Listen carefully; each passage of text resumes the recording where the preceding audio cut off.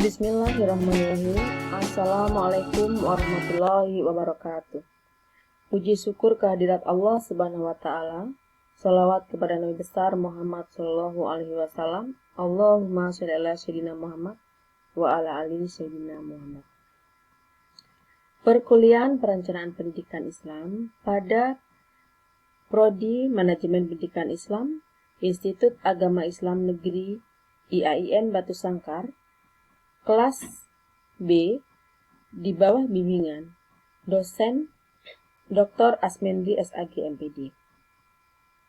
Pada kesempatan kali ini, kami dari kelompok 2 akan memperkenalkan diri terlebih dahulu. Yang pertama adalah saya Mulyani, kemudian Romalia dan Wakini.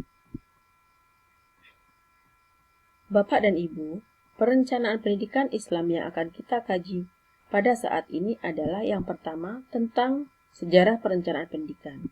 Kemudian yang kedua, jenis dan jenjang perencanaan pendidikan.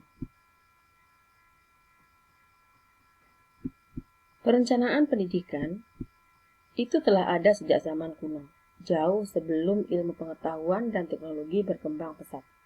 Secara normatif, berdasarkan pada dalil dan juga fakta, bahwasanya konsep perencanaan di dalam Islam telah ada sejak zaman Nabi dan Rasul. Konsep dasar perencanaan pendidikan telah dikenal pada 25 abad yang lalu, yaitu sejak bangsa Sparta mengembangkan sistem pendidikan yang ditujukan untuk membantu manusia Sparta di bidang militer, sosial, dan ekonomi. Dalam Al-Quran, surat Fatir ayat 10, dinyatakan bahwasanya barang siapa yang menghendaki kemuliaan, maka bagi Allah lah kemuliaan itu semuanya. Kepadanya lah naik perkataan-perkataan yang baik dan amal soleh dinaikkannya, dan orang-orang yang merencanakan kejahatan bagi mereka azab yang keras, dan rencana jahat mereka akan hancur.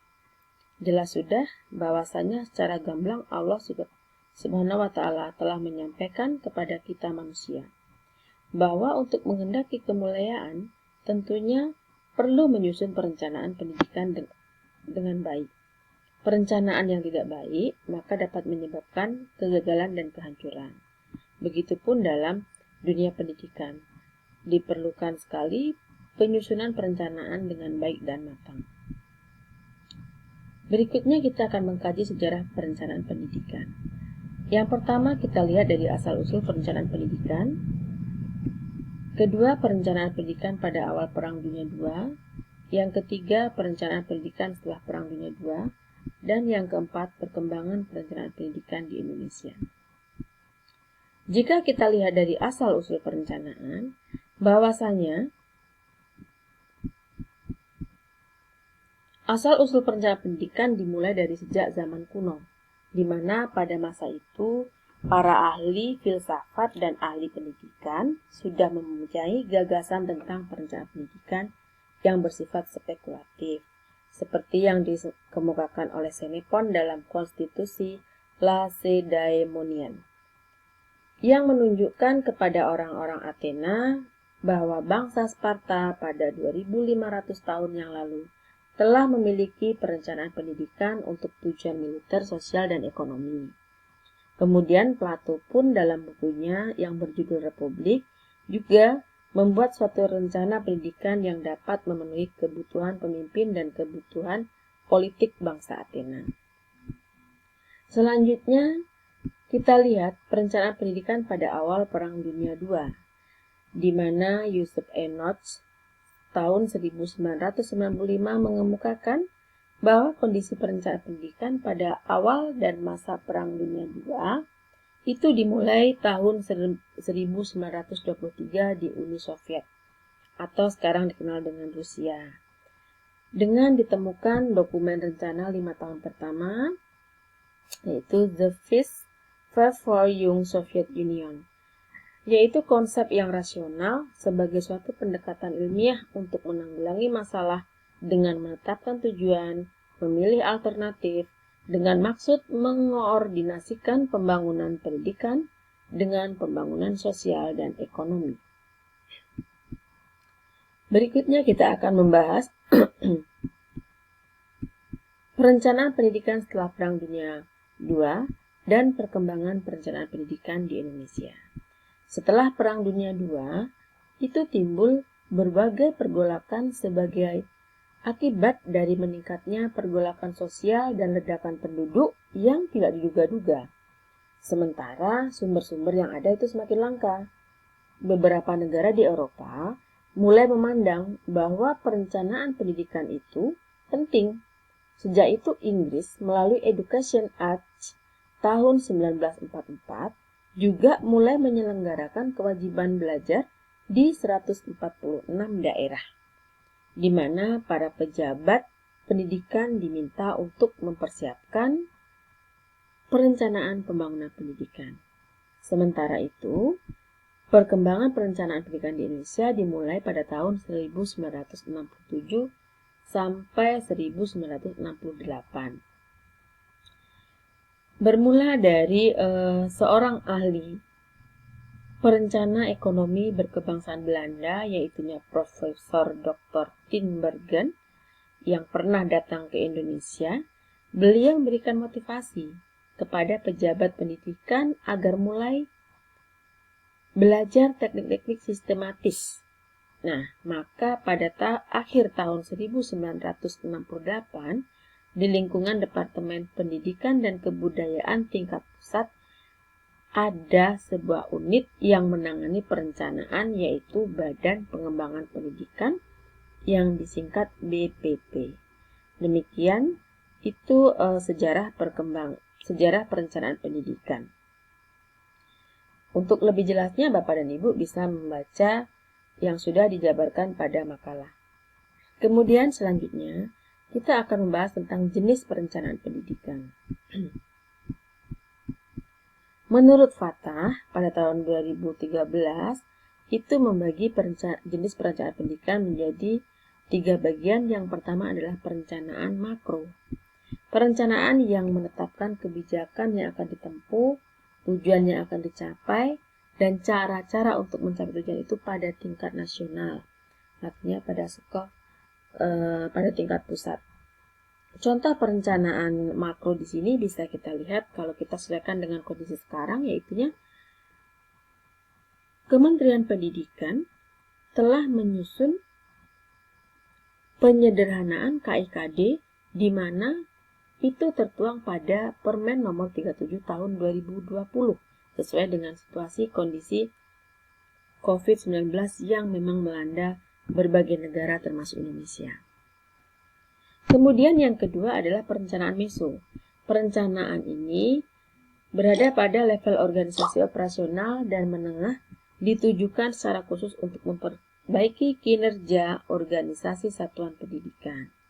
Nah, perencanaan meso ini adalah lanjutan dari perencanaan makro, di mana setelah adanya kebijakan dari pusat tentang penyederhanaan KIKD pada Permen 37 itu, maka pemerintah daerah pun berupaya menyusun kurikulum kondisi khusus, sehingga setiap masing-masing satuan pendidikan harus menyusun kurikulum kondisi khusus di tengah pandemi. Kemudian berikutnya adalah perencanaan mikro. Perencanaan pada level operasional ditujukan secara khusus untuk memperbaiki kemampuan dan kinerja individu dan atau kelompok individu. Nah, perencanaan mikro di sini pun juga turunan dari perencanaan meso dan makro, di mana tujuannya adalah untuk memperbaiki kemampuan dan kinerja individu. Kita bisa melihat contohnya mungkin melalui kelompok kerja guru atau musyawarah guru mata pelajaran. Guru bisa menyusun perangkat pembelajaran sesuai dengan Permen 37, yaitu penyederhanaan KIKD dalam kondisi khusus. Berikutnya, menurut ahli yang lain, Martin mengemukakan jenis perencanaan pendidikan itu menjadi 6 bagian. Yang pertama adalah dilihat dari jangka waktunya. Dari jangka waktunya itu bisa dibagi menjadi 3, yaitu ada jangka panjang, 10-25 tahun, jangka menengah 5-10 tahun, dan jangka pendek. Kemudian yang kedua dari metodenya itu ada rasional dan transaksional. Kemudian yang ketiga, sifat yang melekat pada objek itu dibagi dua, ada kuantitatif dan ada kualitatif. Untuk kuantitatif, perencanaan kuantitatif itu salah satu contohnya adalah misalnya jumlah siswa yang akan diterima pada satuan pendidikan di tahun ajaran baru.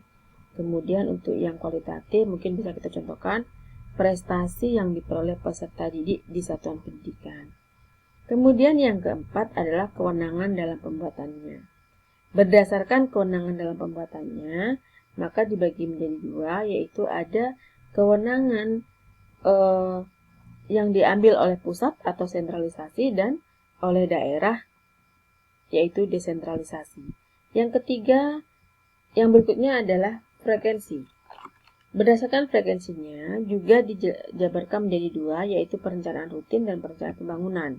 Perencanaan rutin ini itu adalah perencanaan yang dilakukan secara kontinu seperti penerimaan gaji pegawai. Kemudian perencanaan pembangunan itu seperti pembangunan gedung sekolah berupa yang dilakukan melalui pengadaan dana alokasi khusus. Kemudian berdasarkan sifat dan karakteristiknya itu dibagi tiga, ada terpadu, komprehensif, dan strategis. Tingkat perencanaan pendidikan juga dikemukakan oleh Martin. Itu ada tiga, perencanaan strategis, taktis, dan teknis. Demikian Bapak dan Ibu, dari apa yang sudah kita jabarkan, maka di sini kita akan mengambil kesimpulan bahwasanya memang sejarah perencanaan pendidikan itu sudah ada jauh sebelumnya pada zaman kuno, yaitu pada masa prasejarah, zaman Nabi, zaman Rasul, juga telah menerapkan perencanaan. Konsep dasar perencanaan pendidikan telah dikenal masyarakat pada 25 abad yang lalu, sejak bangsa Sparta mengembangkan sistem pendidikan yang ditujukan untuk membantu manusia Sparta di bidang militer, sosial, dan ekonomi.